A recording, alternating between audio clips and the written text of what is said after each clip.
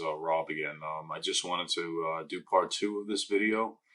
What we were basically talking about last time was occupying the target's time, how these groups, they try to impose system of rewards and punishments based on that, almost like a deranged hide and go seek with them. And they encourage that by following bogus clues and leads. And their system of rewards and punishments on the target is communicating and associating with other people. Their reward is causing problems for you in the long run by sending you on bogus leads and bogus endeavors, which do nothing to help your situation, but which furthers the situation with the stalkers.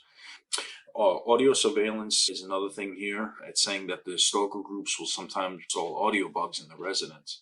Typically, they use inexpensive bugs which broadcast on frequencies which can be monitored by other group members using scanners, but expensive bugs are reserved for high-level targets, such as those that are in politics or in the business world, people with deep pockets. If they do install a bug, the group members will be able to listen inside the target's home by listening to telephone calls, by listening to conversations, seeing who they bring over to try to get in on that side, to try to get them to participate. And if they choose not to participate, hell, then they become the next target. So pretty much people will begin to ignore you because of that fact, because they don't want to, they don't want to get dirty too. So they'll, in order to save them and their families, they'll actually not communicate with you anymore and will, tell their children, no, don't hang around with him, don't be with him anymore because he's involved in some stuff and we got to keep our hands clean. Really. They will also monitor frequencies used by baby monitors and wireless intercoms, and if they're able to, they will also monitor cell phone conversations. Conventional scanners can be used to listen to conversations conducted on older cordless phones such as 800 and 900 megahertz, but digital scanners are available that are in Canada and Mexico, which can pick up the newer cell phones. And the thing with cell phones is that the communication is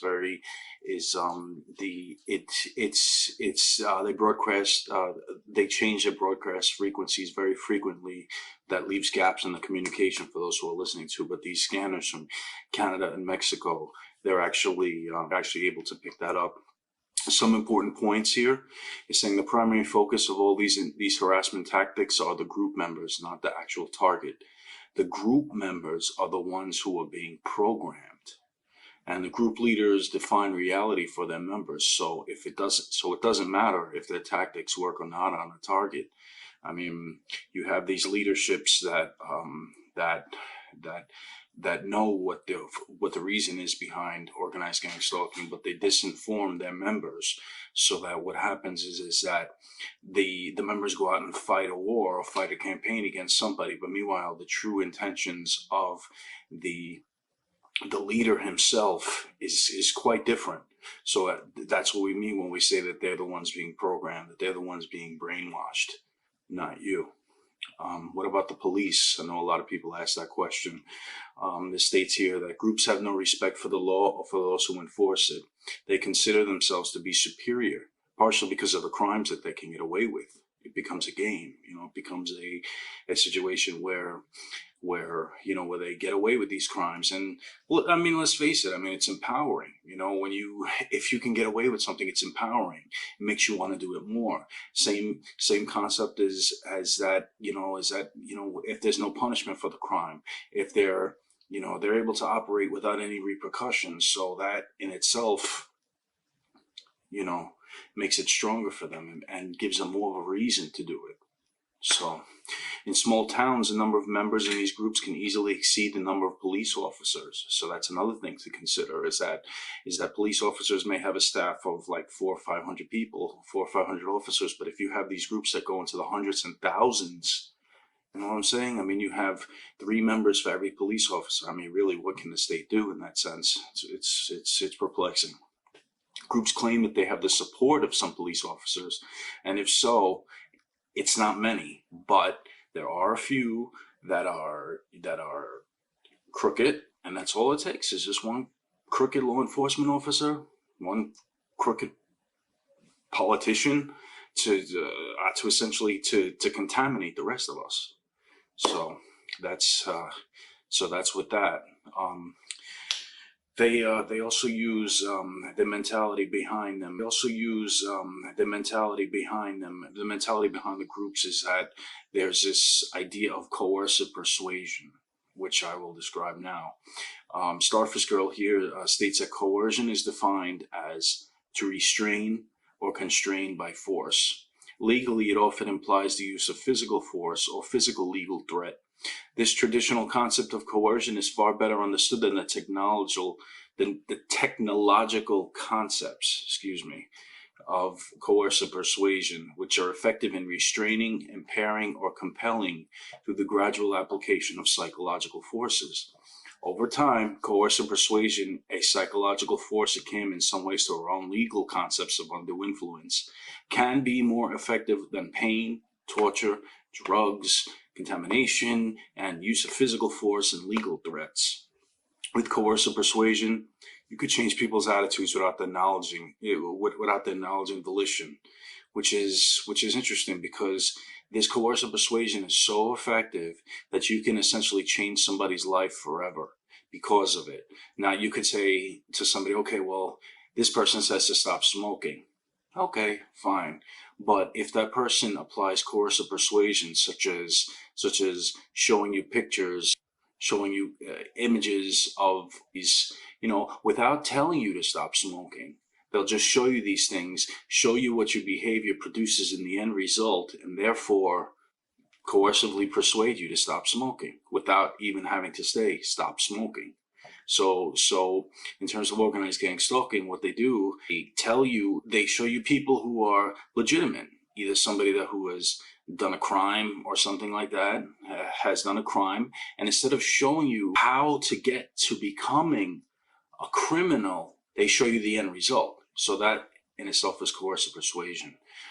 It also continues here, the advances in extreme anxiety and emotional stress production technologies found in coercive persuasion supersede old-style coercion that focuses on pain, torture, drugs, or threats, in that these older systems do not change the attitude so that the subject follows orders willingly.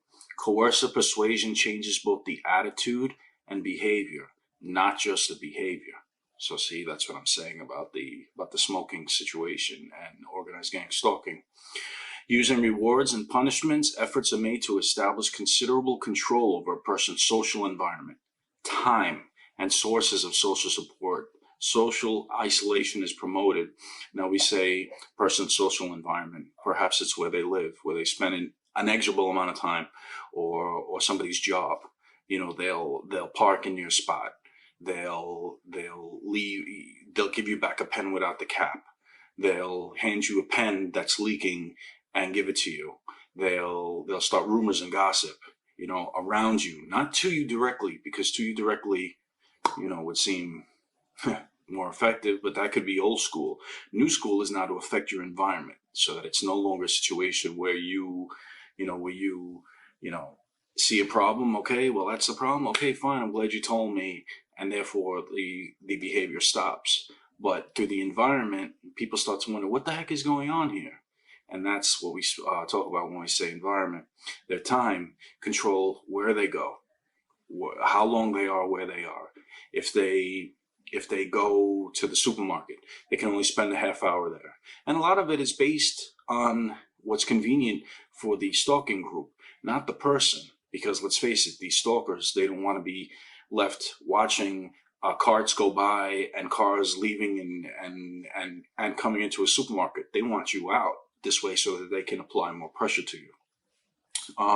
Sources of social support, like I said, they'll through intimate infiltration, they'll try to get in with your friends, with your spouses, with your acquaintances, anybody that they can use that is in your life. They can go ahead and affect that, which will again affect your environment. And then lo and behold, you realize I have no friends, and by then you're like, holy cow, what happened to all my friends? Who am I going to tell my problems to? Who can I relate to? Nobody. So that's forced isolationism. Internet news groups and forums. There are internet news groups which cater to stalking victims. These groups are heavily populated with members of extremist groups. They pose as victims. Their posts relate to the latest high-tech weapons and information, how they are being used against them. So keep your eyes open on that. Anyway, so this is part 2. I seriously hope that this helps you folks, and take care.